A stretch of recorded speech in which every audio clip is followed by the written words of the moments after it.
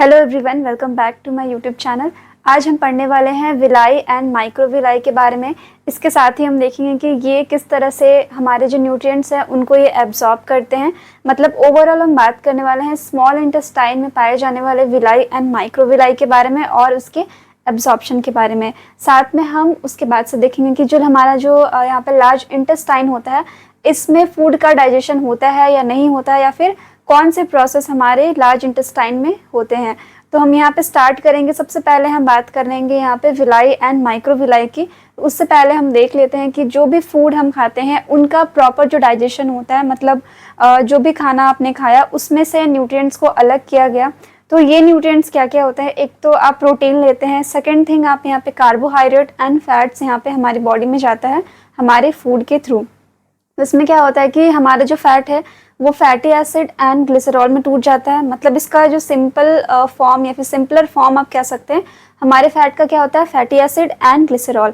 इसके अलावा प्रोटीन हमारा टूटता है यहाँ पे अमीनो एसिड्स में, एंड जो यहाँ पे कॉम्प्लेक्स कार्बोहाइड्रेट्स होते हैं हमारे फूड में प्रेजेंट, वो सिंपल ग्लूकोज में टूट जाते हैं।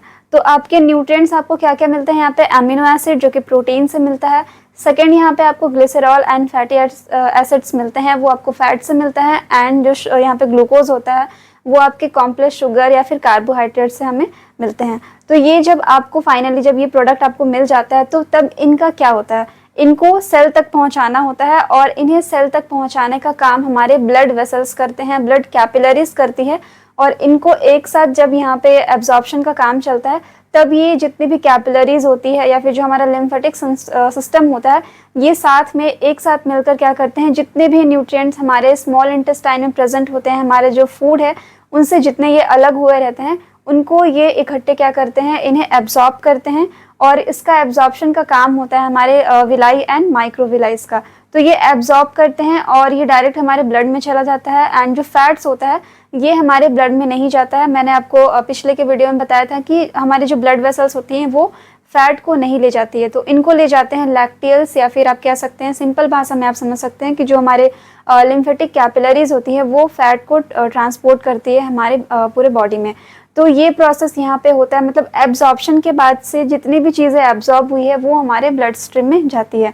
तो इसका मेन फंक्शन यहाँ पे पढ़ेंगे हम। जो विलाई होती है या जो माइक्रोविलाई होती है, ये क्या करती है, ये सरफेस एरिया बढ़ाती है और साथ में जितने भी न्यूट्रिएंट्स होते हैं उन्हें वो क्या करती है, ब्लड में भेजती है। तो चलिए हम देखते हैं कि विलाई एंड माइक्रोविलाइज क्या होते हैं। तो यहाँ पे सबसे पहली चीज़ ये यहाँ पे जान लीजिए कि जो विलाई होते हैं ये क्या होते हैं कि जो स्मॉल इंटेस्टाइन का जो इनर वॉल होता है, मतलब इतना आपको पता है कि जो हमारा एलिमेंट्री कैनाल है वो अंदर से क्या होता है, हॉलो होता है। हॉलो मतलब कि खाली होता है। तो हमारा जो यहाँ पे स्मॉल इंटेस्टाइन होता है ये भी क्या है, हॉलो है, मतलब अंदर से खाली है। तो इसके इनर वॉल्स जो होते हैं ये क्या होते हैं, बाहर की तरफ निकलते हैं, बाहर की तरफ निकलते हैं as a finger like projection. तो फिंगर की तरह यहाँ पे प्रोजेक्शंस निकलते हैं हमारे जो स्मॉल इंटेस्टाइन के इनर वॉल होते हैं उनसे, और इन्हीं को हम क्या कहते हैं, विलाई। तो चलिए यहाँ पे देखते हैं। सबसे पहले हम देखेंगे यहाँ पे विलाई के बारे में। तो विलाई में क्या है कि they are finger like projections. तो ये फिंगर लाइक प्रोजेक्शंस होते हैं, projections that protrude from the inner lining of the small intestine. तो इनर लाइनिंग जो होती है हमारे स्मॉल इंटेस्टाइन के, उनसे ये प्रोट्रूड होते हैं, मतलब ये निकले होते हैं। जैसे मान लीजिए ये आपका जो हमारा स्मॉल इंटेस्टाइन है ये इस तरह से है और अंदर में ये क्या है, खाली है। तो इनके जो इनर वॉल्स होते हैं वो इस तरह से क्या होते हैं, उभरे होते हैं, मतलब निकले निकले से होंगे। और इन्हीं फिंगर लाइक प्रोजेक्शंस को हम क्या नाम देते हैं यहाँ पे, इसे हम कहते हैं विलाइज। और इन पे ही क्या होते हैं कि स्मॉल और भी माइन्यूट यहाँ पे हेयर लाइक स्ट्रक्चर्स प्रेजेंट होते हैं, जिसे कि हम माइक्रोविलाई कहते हैं। तो मेनली यहाँ पे हम क्या देख रहे हैं, विलाई की बात करें तो विलाई क्या होता है कि आपका जो स्मॉल इंटेस्टाइन है इसके इनर वॉल्स क्या होते हैं, बाहर की तरफ निकल जाते हैं, जो कि इस तरह से आपको दिखेंगे, फिंगर लाइक प्रोजेक्शन की तरह ये दिखाई देते हैं। और इन्हें ही हम क्या कहते हैं, विलाई के नाम से यहाँ पे हम जानते हैं। तो विलाई क्या होते हैं, आपके फिंगर लाइक प्रोजेक्शंस होते हैं, और इनका मेन फंक्शन क्या होता है कि ये सरफेस एरिया को इंक्रीज करते हैं। तो सरफेस एरिया को कैसे इंक्रीज करेंगे, जैसे आप यहाँ पे देख रहे होंगे कि ये जो आपके इनर वॉल्स है ये आपको इस तरह से कर्व दिख रहे हैं, मतलब फिंगर लाइक है। जब आप इसे एक्सटेंड करेंगे तो क्या हो जाएगा, ये बहुत ही लंबा हो जाएगा। तो इसीलिए क्या होते हैं कि इस तरह से जब ये निकले रहेंगे तो यहाँ पे क्या होगा, जो सरफेस एरिया होता है, मतलब एब्जॉर्प्शन कैपेसिटी इसकी क्या होती है, बढ़ जाती है। मतलब चारों तरफ से क्या होगा, एब्जॉर्प्शन का जो रेट होगा वो जल्दी जल्दी यहाँ पे क्या करेंगे, इसे एब्जॉर्ब करते हैं, मतलब किसे न्यूट्रिएंट्स को यहाँ पे एब्जॉर्ब किया जाता है, किसकी हेल्प से, यहाँ पे विलाई एंड माइक्रोविलाइस की हेल्प से। तो ये फिंगर लाइक प्रोजेक्शंस होते हैं। Each villus contains blood capillaries, तो हर एक जो वीलस होता है, यहाँ पे हम सिंगुलर में क्या कहते हैं इसे, वीलस, तो हर वीलस के पास ब्लड कैपिलरीज होंगी एंड लैक्टियल्स। तो लैक्टियल्स क्या होते हैं आपके, लिम्फेटिक कैपिलरीज को हम क्या कहते हैं यहाँ पे, लैक्टियल्स फॉर फैट एब्जॉर्प्शन। तो यहाँ पे फैट एब्जॉर्प्शन की बात हम करेंगे केवल लैक्टियल्स के लिए, मतलब जो लैक्टियल्स होते हैं वो क्या करते हैं, फैट का एब्जॉर्प्शन करते हैं। बाकी जो हमारी ब्लड कैपिलरीज यहाँ पे होती है वो किसका किसका ट्रांसपोर्ट करेगी, यहाँ पे आपका करेगी अमीनो एसिड होता है प्लस आपका यहाँ पे क्या होगा, ग्लूकोज। तो ग्लूकोज और अमीनो एसिड जो कि प्रोटीन से आता है अमीनो एसिड, एंड ग्लूकोज आता है आपके कार्बोहाइड्रेट से। तो इनका ट्रांसपोर्टेशन कौन करते हैं, हमारी जो ब्लड कैपिलरीज है वो इन दोनों को ले जाती है, लेकिन जो हमारे फैट का एब्जॉर्प्शन होता है वो किसके थ्रू होता है, लैक्टियल्स के थ्रू होता है। यानी कि जो लिम्फेटिक कैपिलरीज प्रेजेंट होती हैं वो क्या करती हैं, आपके फैट को एब्जॉर्ब कराने में यहाँ पे हेल्प करती है। तो इनका ये मेन फंक्शन होता है। देन हम यहाँ पे देखते हैं माइक्रोविलाई। तो माइक्रोविलाई क्या है, microvilli are tiny microscopic projections on the surface of the villi's epithelial cell. तो यहाँ पे मैं पहले स्ट्रक्चर बता देती हूँ। जैसे ये आपका क्या है, वॉल ऑफ स्मॉल इंटेस्टाइन, पहला लेयर आपका क्या है, यहाँ पे ये वाला हिस्सा आप अगर देखेंगे तो ये आपका क्या है, वॉल ऑफ स्मॉल इंटेस्टाइन। और ये कौन सा वाला वॉल होगा, आपके इनर साइड में, मतलब जो अंदर की तरफ से है उसे हम क्या कहेंगे यहाँ पे, इनर वॉल। तो इनर वॉल्स पे क्या होते हैं आपके इस तरह से जो प्रोजेक्शंस निकले हुए हैं, इसे हम क्या नाम दे रहे हैं, विलाई। मतलब ये जो आपको दिख रहा है स्ट्रक्चर ओवरऑल वो आपका विलाई है। और इन विलाइज के अंदर आपको क्या दिखेंगे, ये सारी जो है, ये ब्लू एंड जो रेड है ये हमारी क्या होती है, ब्लड कैपिलरीज, एंड जो बीच में आप देख रहे होंगे ग्रीन कलर से वो आपके क्या है, लैक्टियल्स, जो कि फैट के एब्जॉर्प्शन में हेल्प करते हैं। तो ये आपका क्या स्ट्रक्चर होता है, विलाई का।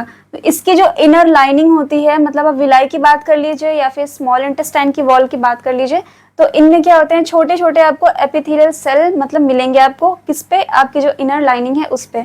तो ये जो आपका विलाई का स्ट्रक्चर है, मैं इसे दिखा रही हूँ कि यहाँ पे क्या है, ये आपका विलाई का स्ट्रक्चर है। इसे अगर आप अच्छे से देखेंगे तो आपको दिखेंगे कि एक एक सिंगल सेल से क्या होते हैं, पूरी तरह से लाइनिंग होती है। तो ये आपके कौन से सेल होते हैं, एपिथेलियल सेल होते हैं, एपिथेलियल सेल। और ये कैसे होंगे, आपके ब्रश बॉर्डर होते हैं, ब्रश बॉर्डर्ड। आपने क्लास 9th में इस चीज को पढ़ा होगा। ये क्या होते हैं, ब्रश बॉर्डर क्यूबॉइडल एपिथेलियम होते हैं, क्यूबॉइडल एपिथेलियम।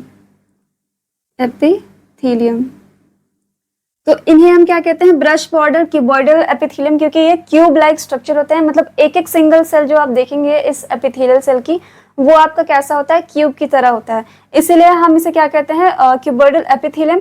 और ब्रश बॉर्डर इसलिए कहा जाता है कि जब आप इनके एक स्ट्रक्चर को देखते हैं, मतलब ये जो एपिथेलियल सेल आपको दिख रहे हैं ये साइड में, इसके एक स्ट्रक्चर को जब आप स्टडी करेंगे तो आपको क्या मिलेगा, ये जो एपिथेलियल सेल एक सिंगल वाला है, इस पे बहुत सारे छोटे छोटे हेयर लाइक प्रोजेक्शंस होते हैं, मतलब बहुत ही पतले होते हैं और ये माइक्रोस्कोपिक होते हैं। मतलब माइक्रोस्कोपिक है यानी कि आप इसे इजीली नहीं देख सकते हैं।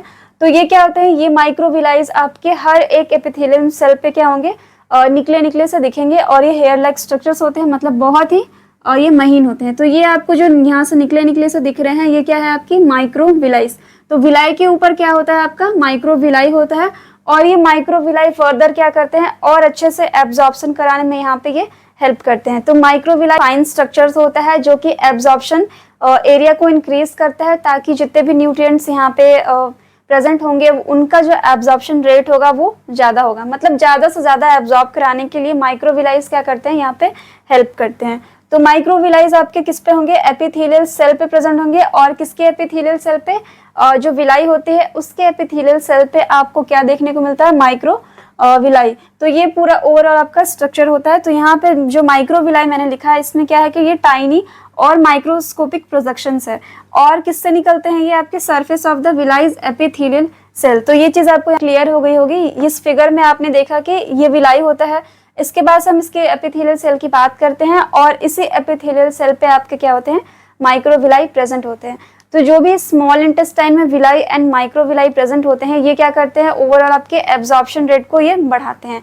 अब क्या होता है कि एब्जॉर्प्शन का जो प्रोसेस होता है वो हमारे स्मॉल इंटेस्टाइन में हो जाता है, मतलब जो भी न्यूट्रिएंट्स यहाँ पे अलग हुए हैं हमारे फूड से वो क्या होते हैं स्मॉल इंटेस्टाइन में, इनके थ्रू क्या किए जाते हैं, एब्जॉर्ब कर लिए जाते हैं। अब बचता है हमारा अनडाइजेस्टेड फूड, और ये अनडाइजेस्टेड फूड क्या होता है कि इसे हमें एलिमिनेट करना होता है हमारे बॉडी से, क्योंकि ये हमारे लिए यूजफुल नहीं होते हैं। तो इनका क्या होगा, ये क्या होगा कि आगे फर्दर जो हमारा एलिमेंट्री कैनाल है उसमें हमारा जो लास्ट हिस्सा आता है वो किसका आता है, आपका लार्ज इंटेस्टाइन का। तो जो भी अब यहाँ पे प्रोसेस होगा वो कहाँ पे होगा, हमारे लार्ज इंटेस्टाइन में। फूड का डाइजेशन मतलब न्यूट्रिएंट्स को यहाँ पे अलग करने के लिए यहाँ पे कोई भी डाइजेशन का प्रोसेस नहीं होता है।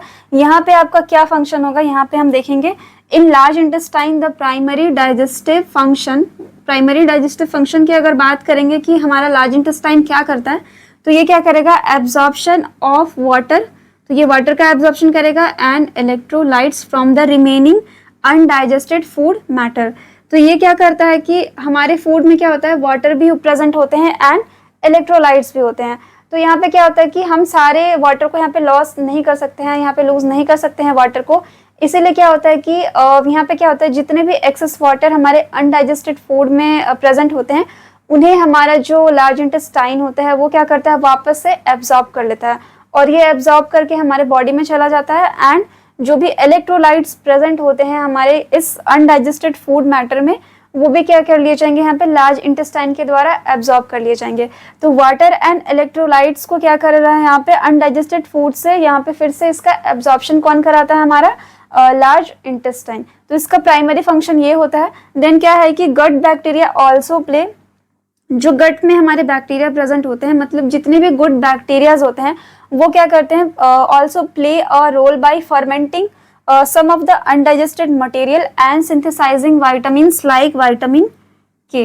तो ये क्या होता है कि जो हमारा गट सिस्टम है, मतलब जो हमारा लार्ज इंटेस्टाइन है, यहाँ पे क्या होते हैं बहुत सारे गुड बैक्टीरियाज प्रेजेंट होते हैं, और ये क्या करते हैं हमारे गट में रहते हैं, और जो अनडाइजेस्टेड फूड हमारे लार्ज इंटेस्टाइन में आता है उनको क्या करते हैं, ये धीरे धीरे फर्मेंट करते हैं। तो फर्मेंटेशन से क्या होता है कि जो भी इसमें जो विटामिन्स प्रेजेंट होंगे उनको वो क्या करेंगे, सिंथेसाइज करेंगे, एंड फिर से इनका क्या हो जाएगा, फिर से एब्जॉर्प्शन हो जाएगा।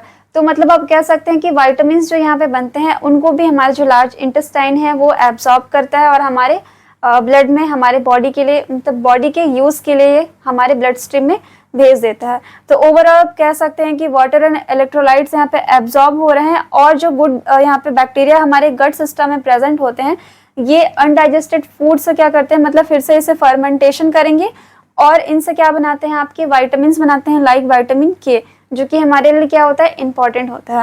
आगे क्या है यहाँ पे, the remaining waste is then compact into faeces and stored in the rectum before faecal elimination.